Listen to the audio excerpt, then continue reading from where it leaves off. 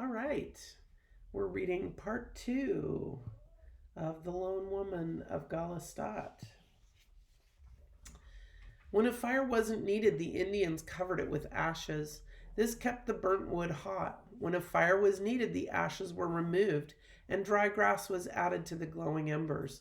By blowing on the embers, the Indians could get the fire to come up again.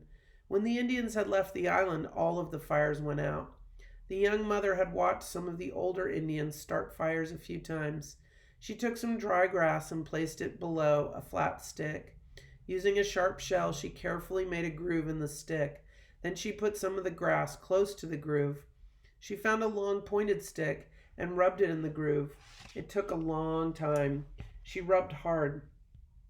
She felt the end of the stick. It was warm. She rubbed harder. The stick was turning dark from the heat. There was still no fire. Harder and faster she rubbed the stick.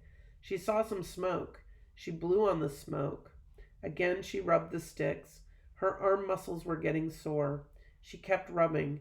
More smoke came. The grass started to smoke now. She picked it up carefully and blew on it. She became excited when she saw the glow of the embers. She added some dry sticks. Again she blew. The fire burst into flames. "Aye!" she yelled. She had a fire. She knew she must keep it going.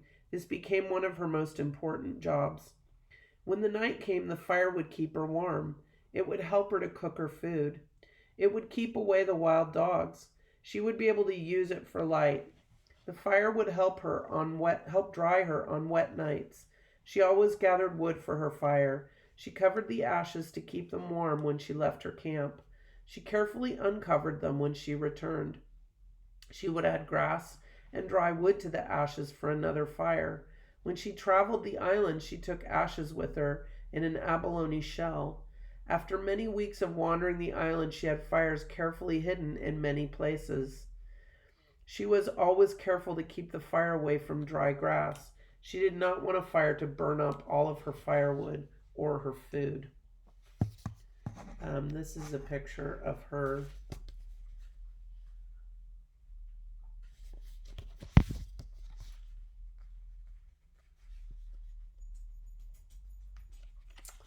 The young mother built a new hut.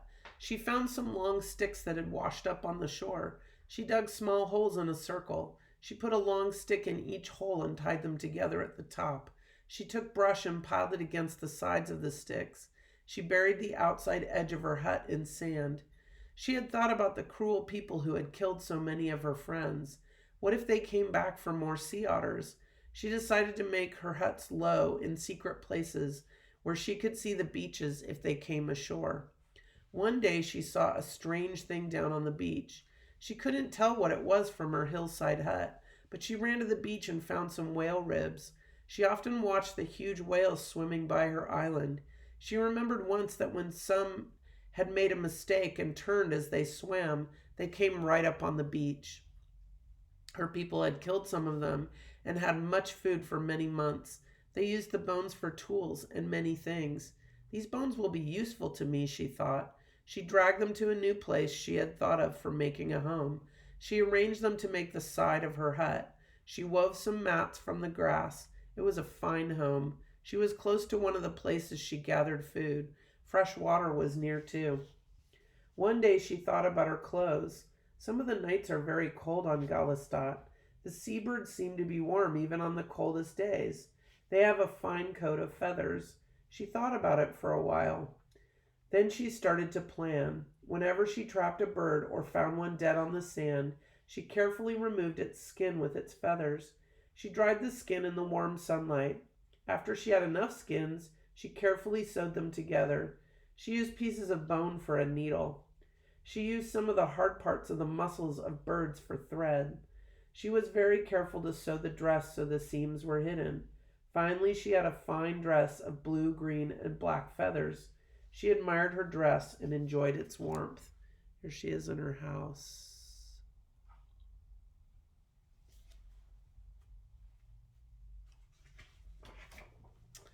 On some days, the storms came in across the Pacific Ocean and made even her best hut a cold and wet place. The wind blew very hard. These days were the ones that reminded her of how very alone she was.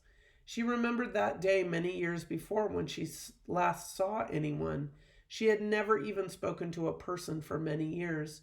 She thought about this and made a new plan. She would make a huge pile of brush near one of the camps. Then she would watch for a ship. The first time she saw one, she would light the brush. The people on the ship would see the fire and smoke and come and take her to her people. One day when she was watching the ocean, she saw a ship. It was getting closer. She ran to her fire. She thought how it would be able to talk to her people again. Then she thought again, what if that ship is full of the ones who killed so many of my people? They will surely kill me too. She didn't light her signal fire. She watched the ship as it went by very close. She hid low in the grass. It sailed by and was gone. Then she thought again, but it could have been the ship of the people who would take me away to my own people. She began to cry. Would she ever see people again? She lay in the sand looking at the clouds above for a very long time. She thought about how many years she had been alone. It had been 10 years now since she had spoken to anyone. She was about 18 years old when she first came back to the island looking for her baby. In all of that time, she had never spoken to another person. She had never had any help from anyone. She had found and cooked her own food. She had made her own clothes. She built her own homes. She had found secret places all over the island. She had moved her main living place to a cave on one end of the island. She knew good places to store food where the wild animals would never find it. She was a person who could take care of herself, but she wanted to see people. So here's the picture of the ship coming by that she decides to not flag the ship down.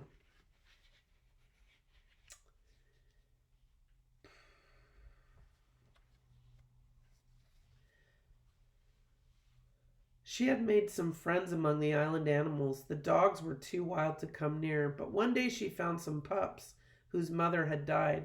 They were still playful and friendly. She fed them and they began to follow her. They were her friends for many years on the island. She had thought about what would happen if she got injured or sick or too old to hunt. She made a plan. She would hide food close to her many camps and always close to the few places where fresh water could be found. If she was too ill to travel, she would be able to crawl to each place. The many days she spent planning and making things she needed helped her in her loneliness. She talked to the dogs. She spoke of the things she knew: the sky, the sea otter, the wind, the birds. She told the dogs of her sadness at being alone. She told them about the happy days when she had her own child. She told them about the people who lived on the island many years before.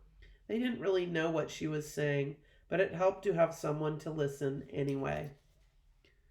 Here are the dogs.